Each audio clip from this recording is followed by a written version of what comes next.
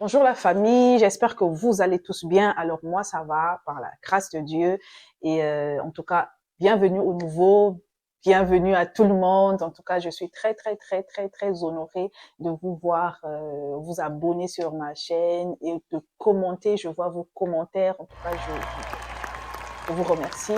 Je suis très content et vous me motivez encore de faire plus de vidéos, plus de contenu pour bénir une personne, plusieurs personnes, pourquoi pas. Alors aujourd'hui, j'aimerais que tu prennes ta chaise. Si tu es dans un pays où il fait froid, que tu prennes ta couette, tu t'assois, on va parler.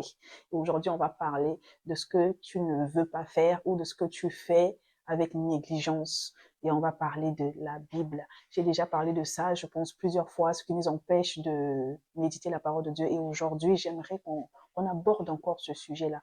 Pourquoi on ne veut pas méditer cette Bible-là, cette parole-là? Ça, là. Ça, c'est ton arme. Ça, c'est une arme pour chaque chrétien. Nous devons en tout cas faire de cette parole-là comme nos vêtements. Vous voyez, vous ne pouvez pas sortir de chez vous sans vous habiller. Donc, vous ne pouvez pas sortir de chez vous sans méditer la parole de Dieu. J'ai constaté que nombreux ont toujours la flemme de méditer la parole de Dieu. Nombreux ont du mal à méditer la parole de Dieu. Je ne sais pas si c'est un problème d'organisation, si c'est un problème de discipline, je ne sais pas. C'est toujours des raisons à chaque fois. Ah non, j'étais trop occupée cette semaine, j'avais telle situation, je ne me sentais pas bien, j'étais en colère. Et je pense qu'on n'a pas à donner des raisons pour méditer la parole de Dieu. Surtout qu'on sait qu'on le fait pour nous-mêmes, on le fait pour la gloire de Dieu, on le fait pour avoir une arme, pour savoir se défendre. Je prends un exemple. Tu es celui qui va à l'église. Tu vas à l'église parce que tu as un problème, tu veux qu'on te délivre je sais pas, d'un esprit qui te dérange. Le pasteur va faire son travail, il va te délivrer, tu vas repartir chez toi sans problème. Mais il y a une chose qu'on oublie. On va te délivrer, certes, c'est bien, tu es délivré, mais après, qu'est-ce qui se passe? Qu'est-ce que tu fais? Ou qu'est-ce que est-ce que l'église t'enseigne? Parce que si on t'a pas enseigné, tu n'as pas la parole de Dieu, l'ennemi va revenir. Et quand il va revenir, il viendra pas seul. Hein. Et si toi, tu ne sais pas te défendre avec ça, qui est la parole de Dieu, l'ennemi va encore prendre possession de ton corps ou de ta vie. Tu vas encore courir auprès du pasteur. Le pasteur, comme d'habitude, il va encore prier pour toi, il va te délivrer, tu vas repartir. Ça sera tout le temps comme ça. Mais ce qu'on doit faire dès maintenant, je ne sais pas s'il y a, peut-être certaines églises, ils le font, mais il faut vraiment enseigner les gens avec ça. Enseigner les gens comment ils doivent se défendre, comment ils doivent prier, comment ils doivent jeûner, comment ils doivent méditer cette parole de Dieu qui est une arme face à l'ennemi, face aux démons, face aux mauvais esprits. C'est ça, c'est cette parole-là. C'est pas pour rien que dans la parole de Dieu, dans cette parole-là, qu'on dit que tout ce que vous demanderez en mon nom, si tu y crois, tu verras cela s'accomplir. C'est écrit ici.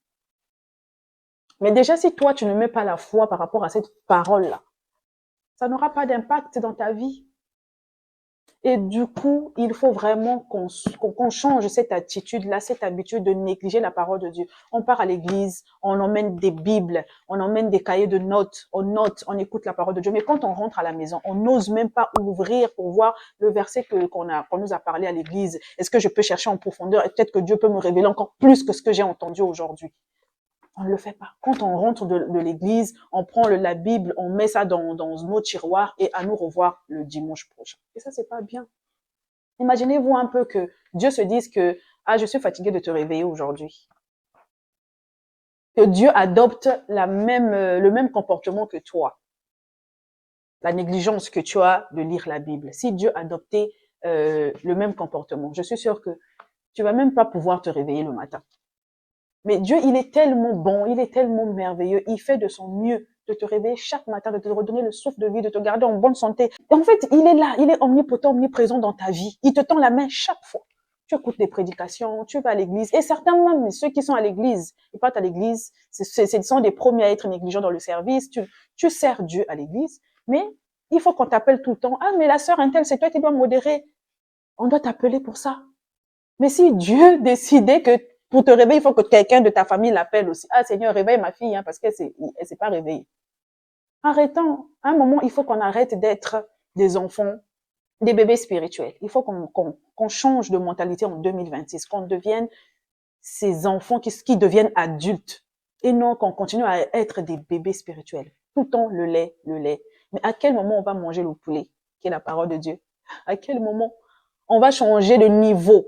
À quel moment on va commencer à faire les choses des grands si on continue à tout le temps courir derrière les pasteurs alors que nous-mêmes, on a cette capacité-là. La parole de Dieu nous dit bien que tu as le pouvoir de marcher sur les serpents et les scorpions. Tu as le pouvoir, c'est la parole de Dieu qui le dit. Ça veut dire qu'il n'y a pas que le pasteur qui doit faire des choses pour toi. Toi-même aussi, tu es capable de te lever, de prier, de jeûner, de méditer la parole de Dieu, de te battre spirituellement.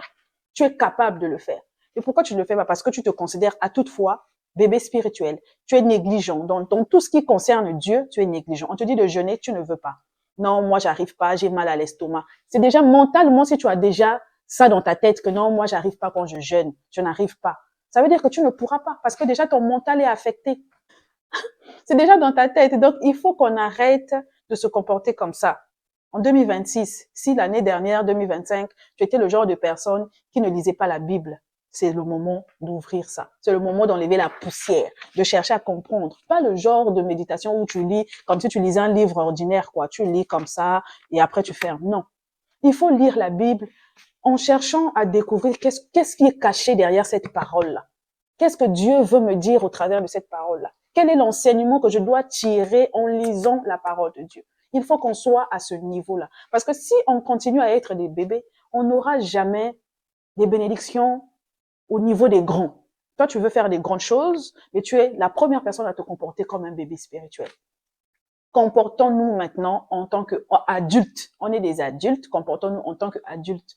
On doit méditer la parole de Dieu. C'est ici où tout est dans cette Bible-là. Tu veux réussir, ça y est là. Tu veux te marier, tout est là. En tout cas, tu as tout dans cette Bible-là. Alors, que cette année soit une année de révolte. Voilà. On doit se révolter pour qu'on arrête d'être négligent dans la parole de Dieu, pour qu'on arrête d'être négligent dans le service, même pour ceux qui servent à l'église. On doit arrêter d'être négligent. Parce que plus tu obéis, plus tu as des bénédictions. Plus tu es négligent, plus tu as des problèmes et des situations qui vont t'accabler. Et moi, je motive les gens à lire la Bible parce que tout est caché dans cette Bible-là. Tout est caché. La réussite, le tout, le succès. Tout est ici. Il y a des histoires qui sont dans cette Bible qui t'inspirent. Il faut vraiment qu'on prenne conscience que la parole de Dieu, c'est la solution à tes problèmes. Moi, je vous exhorte tous à changer d'attitude. Je vous exhorte à vraiment prendre conscience que il n'y a rien de plus beau pour un chrétien d'être attaché à ça, à cette parole-là. Il n'y a rien de plus beau que la parole de Dieu. Il n'y a rien de plus beau. Alors faisons de cette parole-là notre chair. Que cette parole-là devienne chair dans nos vies, quotidiennement, à chaque fois. Alors arrêtons de procrastiner pour certains qui procrastinent, qui ramènent toujours à demain ce qu'ils sont censés faire aujourd'hui. Ça, c'est pareil pour le jeûne, c'est pareil pour la prière. Arrêtons d'être des fainéants et que ça change. Quand vous écoutez les chansons, forcément ces personnes-là, ils ont été inspirés par Dieu parce qu'ils ont pris le temps de prier, ils ont pris le temps de jeûner, ils ont pris le temps de lire la Bible. Parce que s'ils n'ont pas lu, ils vont pas ressortir quelque chose qui va t'entraîner dans l'atmosphère de Dieu. On peut analyser tous ensemble la chanson qui dit je lève les mains vers les cieux, je te donne mon cœur, je dirai à mon âme, tu es Dieu de tout. Mais cette chanson-là, si cette personne-là n'avait pas pris le temps de prier, de méditer, vous pensez qu'il allait être inspiré à ce point? Parce qu'il a créé une atmosphère de prière. Quand vous écoutez cette chanson-là, ça te pousse à prier. Mais la chanson-là nous dit quoi? Je lève mes mains vers les cieux. Ça veut tout simplement dire que je m'abandonne. Je te donne tout mon cœur. Ça veut dire que le cœur est attaché à l'âme. Et dans le cœur, il y a tout ce qui est situation, problème, doute, inquiétude. Et l'esprit qui dira à l'âme que Dieu est au contrôle de tout. Ne t'inquiète pas. Et tout ça, cette personne-là, le propriétaire de la chanson, l'auteur de la chanson, s'il a pu sortir ça, ça veut tout simplement dire que il était en prière. Il a pris du temps. Ça veut dire que c'est quelqu'un qui a une vie sanctifiée. Alors, mes frères et mes sœurs, je vous exhorte vraiment à lire la parole de Dieu. Je vous exhorte massivement à faire de la Bible votre ami. Que Dieu vous bénisse et partagez, likez, commentez, en tout cas tout ce que vous savez faire. Vous savez si bien faire. Partagez, commentez et likez. Que Dieu vous bénisse et on se retrouve dans une prochaine vidéo.